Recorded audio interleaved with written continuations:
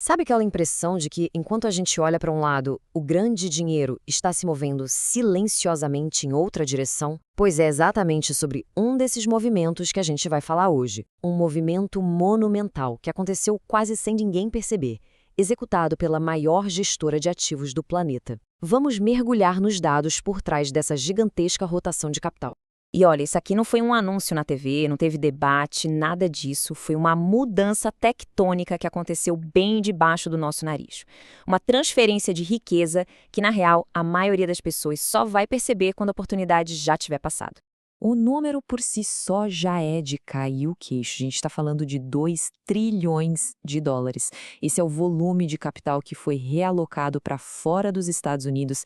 É uma quantia que tem o poder, sem dúvida, de redesenhar todo o cenário global de investimentos para a próxima década. Mas é super importante entender uma coisa: esse capital não sumiu, não virou fumaça. Pensa que ele simplesmente fez as malas e mudou de endereço no mapa financeiro global. Ele saiu da economia americana para ser direcionado para outros cantos do mundo. E aí vem a pergunta de 2 trilhões de dólares, né? Para onde exatamente essa grana toda está migrando? E talvez mais importante, qual é a lógica por trás dessa realocação massiva? As respostas, olha, elas revelam uma mudança estrutural gigantesca na economia mundial. A forma como essa transferência foi feita é o que mais chama a atenção. Não foi uma reação de pânico a uma notícia de última hora. Foi uma execução estratégica, fria, calculada, baseada em modelos complexos e na leitura de dados de longo prazo. Nada a ver com o barulho do dia a dia. E para a gente ter uma ideia da escala disso, precisamos olhar para o ator principal, a BlackRock. Eles administram algo em torno de 14 trilhões de dólares. Quando uma instituição desse tamanho move o leme, não é uma aposta, é uma reação a uma leitura fundamental do mundo. Eles não leem as notícias, eles criam as condições para as notícias que a gente vai ler daqui a uns 6 meses.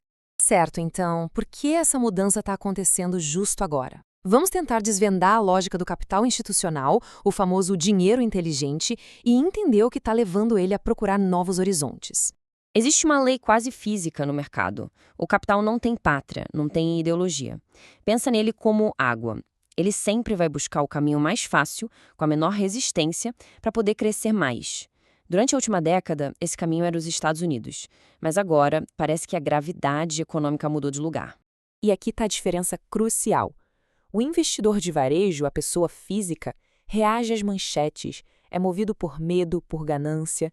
As grandes instituições, por outro lado, se movem antes da manchete ser escrita.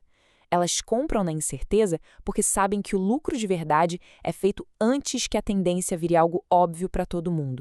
Então, vamos ao ponto. O que foi que mudou nos Estados Unidos? Basicamente, o ciclo de crescimento chegou num ponto de saturação. Os ativos estão caríssimos, o endividamento do governo e das empresas está nas alturas e a incerteza política e fiscal acaba funcionando como um repelente para o capital, que odeia risco que não dá para calcular. O dinheiro inteligente simplesmente percebeu que a conta de risco e retorno mudou. Ok, se o dinheiro está saindo dos Estados Unidos, para onde ele está indo? Vamos dar uma olhada em como essa rotação está se desenrolando e quais regiões estão se tornando os novos destinos preferidos desse capital todo. Os números aqui falam por si. Enquanto o S&P 500 entregou um retorno sólido de uns 16%, mercados como o do Japão chegaram a 26%.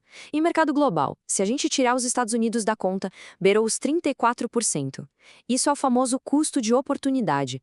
Ficar 100% investido nos Estados Unidos significou, na prática, deixar muito dinheiro na mesa.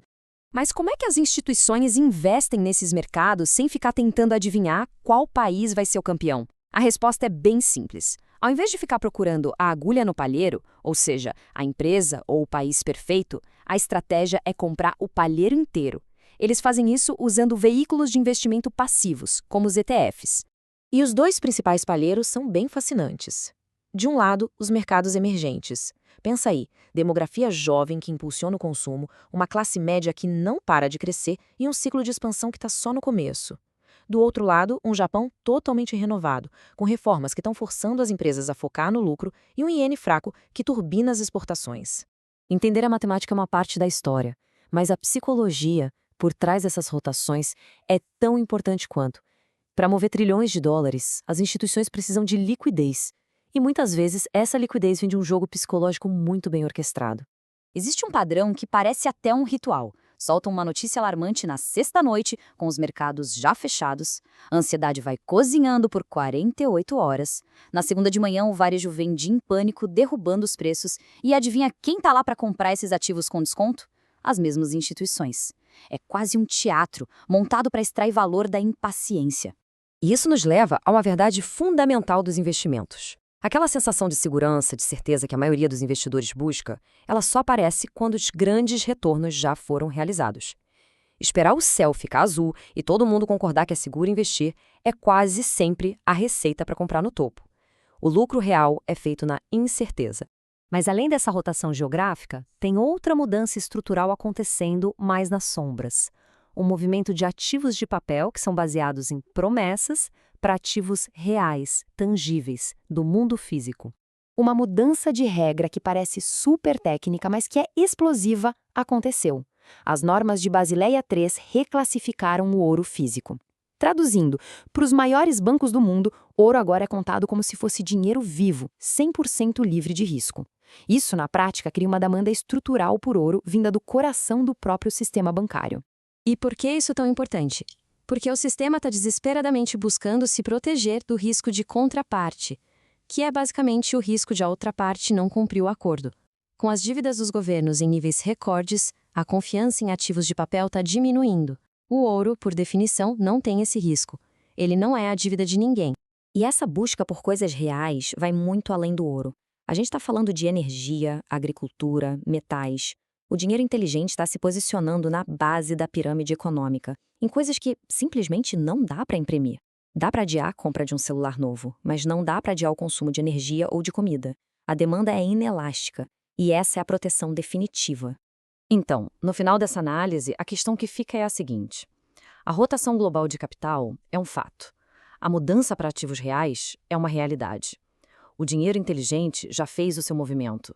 A pergunta que fica no ar é se as estratégias por aí estão alinhadas com essa nova realidade, ou se ainda estão ancoradas nas glórias do que funcionou no passado.